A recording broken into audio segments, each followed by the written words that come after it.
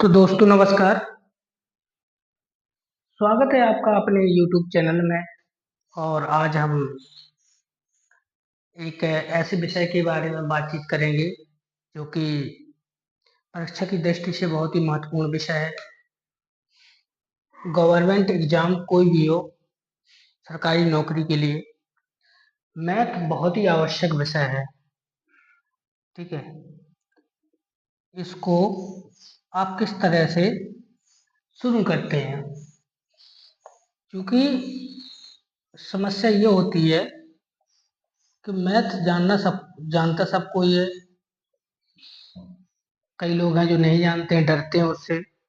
तो मैथ को इस प्रकार से शुरू किया जाए कि मैथ की शुरुआत करें कहाँ से। सबसे बड़ा विषय ये होता है किस चीज़ से शुरुआत करें कि हमें मैथ बेहतर समझ में आए और लगे कि मैथ हमारे लिए बनी है।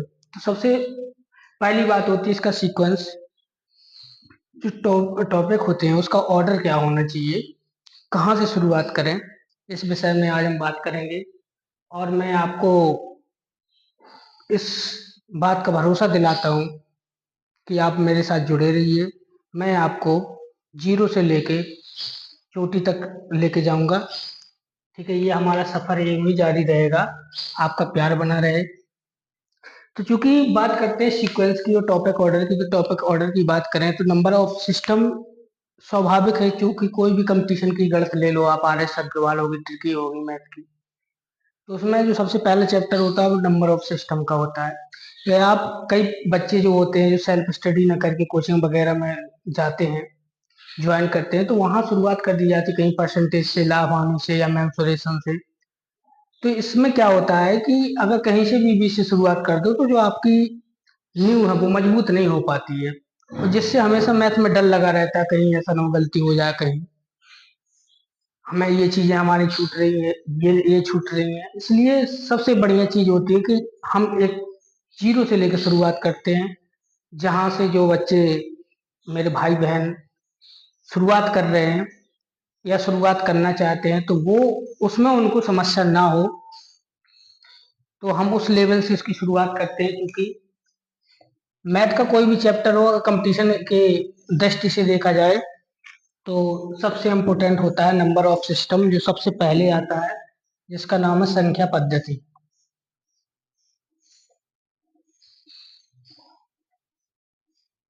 संख्या पद्धति एक ऐसा टॉपिक है मैथ का जो माना जाता है कि परसेंटेज हो गया, लाभ हानि हो गया, मेंसुरेशन हो गया या त्रिकोणमिति हो गई, उसमें संख्या पद्धति उनको ज्यादा इम्पोर्टेंस दी जाती है। जबकि संख्या पद्धति का मतलब ये होता है कि आपकी नींव कैसी है, आप प्रश्नों को सॉल्व कैसे कर पाते हैं।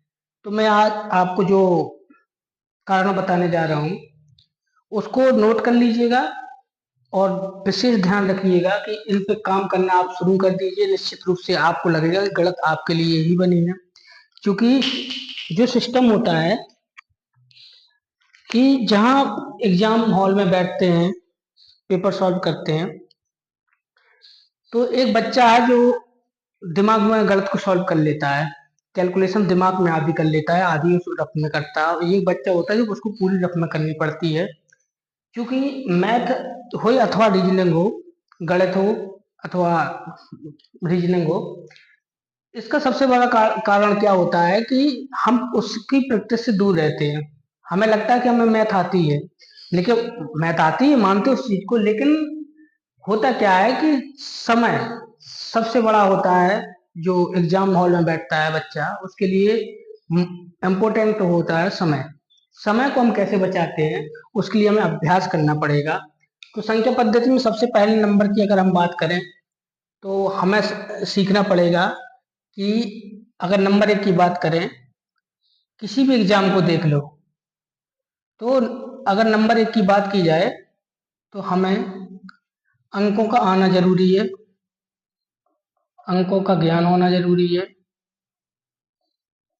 जैसे अगर शब्दों में बोल दिया 4248, ये अंक है। अगर इसको देखा जाए, इसी अंकों को हम देखें कि हमें इसको शब्दों में लिखना है तो शब्दों में कैसे लिखेंगे? ये तो बहुत नॉर्मल चीजें हैं, शब्दों का ज्ञान होना जरूरी है। अगर इसी को हम शब्दों में लिखें तो कैसे लिखा जाएगा? इसका मतलब होता है कि शब्दों अंकों का ज्ञान होना हमारे लिए बहुत आवश्यक होता है। नंबर 3 पे बात आई तो हमें जोड़ना आना चाहिए। नंबर 4 की बात करें तो हमें घटाना आना चाहिए। नंबर 5 की बात की जाए तो हमें गुणा करना आना चाहिए। नंबर 5 की बात करें, सॉरी नंबर 6 की बात करें तो हमें भाग देना आना चाहिए। ये कम से कम 6 चीजें तो बहुत ही आवश्यक है। अगर ये चीजें आपकी कंप्लीट हैं तो आपकी आधी मैथ तो ऐसे ही सॉल्व हो जाएगी। अब जो चीजें देर लगती है, जैसे किसी चीज को करने में देर लगती है, जैसे इसको अगर 2 गुणा 2 करेंगे, अगर इसको गुणा करने बैठ जाएंगे तो टाइम लगेगा। लेकिन अगर हमें पता है कि 2 गुणा 2 4 होता है तो सीधे हम उस कैलकुलेशन से बच जाएंगे। फर्क इतना पड़ता है, इतनी चीजें होंगी। इसके बाद क्या होता है कि हमें अंकों का स्थानीय मान और जातीय मान का ज्ञान होना चाहिए, जो कि हम 0 से शुरुआत कर रहे हैं। थोड़ा सा धैर्य बना के रखिए। मैं आपसे अपेक्षा करूंगा कि आप जल्दबाजी नहीं करेंगे और बेहतर तरीके से समझेंगे इन चीजों को कि स्थानीय मान क्या होता है। स्थानीय मान 7 नंबर का ये मामला है, स्थानीय मान हो गया। नंबर 8 होता है जाति मान। जाति मान आना बहुत जरूरी है। स्थानीय मान जाति मान क्या होता है? जो कंपटीशन की तैयारी कर रहा है, हर कोई बच्चा यही समझता होगा, मेरा भाई बहन जो भी है, कि ये क्या है, ये नॉर्मल सी चीजें। हाँ नॉर्मल सी है, लेकिन कई बार हम जल्दबाजी में इन चीजों को पीछे छोड़ देते, तो परीक्षा में सवाल आता है तुम गड़बड़ा जाते हो, यार ये क्या आ गया है, ये तो हमने देखा ही नहीं, इसकी जरूरत ही नहीं पड़ी हमने। लेकिन ये बहुत ही महत्वपूर्ण है। स्थानीय मान वो होता है जहाँ जिस स्थान पर संख्या का मान है वो उसका स्थानीय मान होता है। ठीक है, जैसे संख्या कोई भी लिख दो, 2 4 6 8 9, ठीक है। इसका स्थानीय मान अगर इसमें से संख्या में से 8 का स्थानीय मान अगर पूछा जाए, 8 का स्थानीय मान क्या है, तो इसमें 8 का स्थानीय मान क्या होगा? क्योंकि इसको सॉल्व करने का जो होता है, ये देखो एक आई है तो इसका 9 हो जाएगा, ये दहाई है तो इसका 80 हो जाएगा, ये सैकड़ा है तो इसका सैकड़ा हो जाएगा, ये 1000 पे है तो इसका 4000 हो जाएगा, और ये 10,000 पे है तो इसका मान, मतलब सबको प्लस करने पर यही संख्या आनी चाहिए।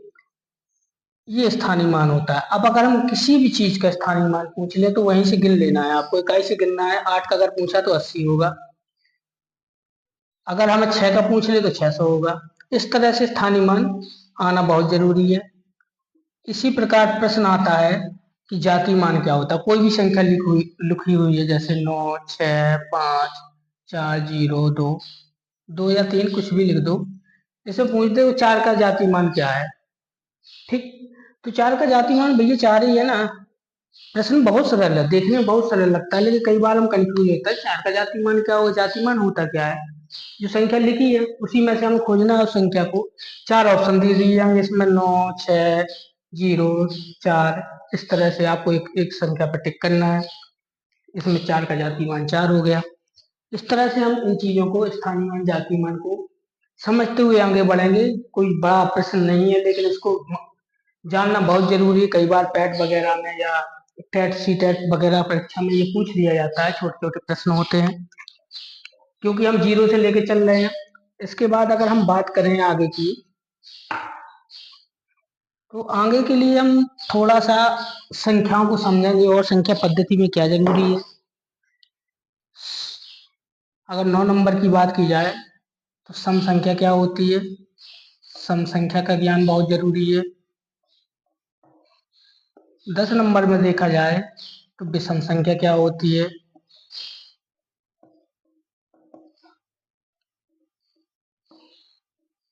इनको परिभाषित करना, अन्यथा की स्थिति परिभाषित करना जरूरी नहीं, इसकी परिभाषा ऐसी ही बन जाती है। अगर थोड़ा सा आप इसमें कहें जागरूक हैं अगर मैथ के क्षेत्र में, तो ये चीजें दिमाग में रहती हैं। इसकी परिभाषा चूंकि ऐसे ही बन जाती है कि जो जो संख्याएं हैं वो दो से अगर पूर्णतः विभक्त होती हैं, दो से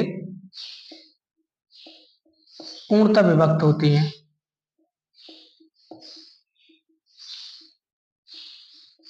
विभक्त हो जाए उनको सम संख्या कहते हैं। ठीक है, जैसे अगर हम उदाहरण के लिए देख लें, उदाहरण के देख लें तो 2 हो गया, 4, 6, 8। अन्यथा की स्थिति में कोई भी संख्या उसके आगे अगर 0 भी है तब भी वो सम संख्या ही होगी।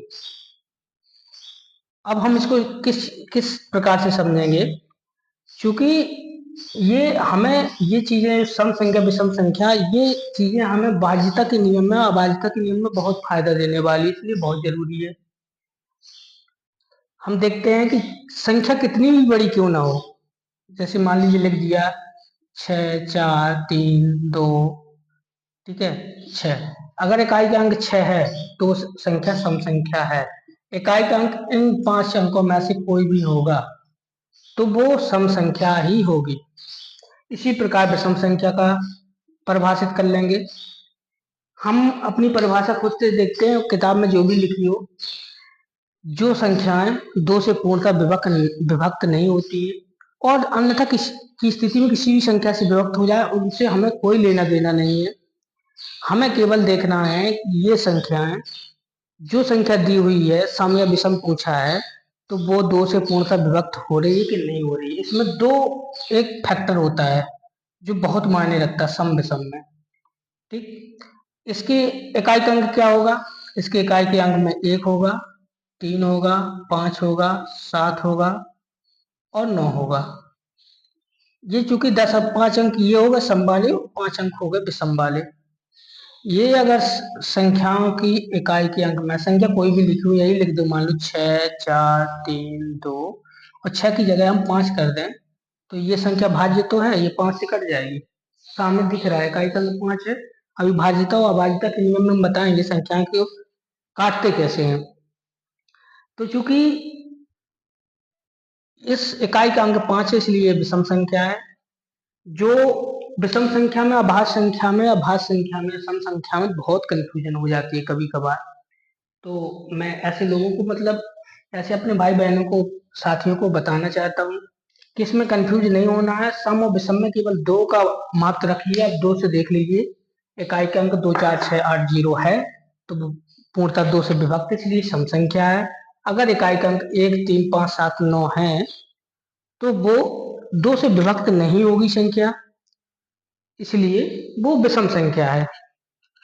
इसी प्रकार से हम भाज्यता के नियम देखेंगे अगले वीडियो में, और मैं थोड़ा सा अपने साथियों को, प्रिय साथियों को मैं बताना चाहता हूँ कि जहाँ आप तैयारी कर रहे हैं या पढ़ रहे हैं वहाँ पे अगर अगले टॉपिक की बात की जाए, भाज्यता अभाज्यता में हम बाद में आएंगे कि वर्ग बहुत जरूरी है और घन।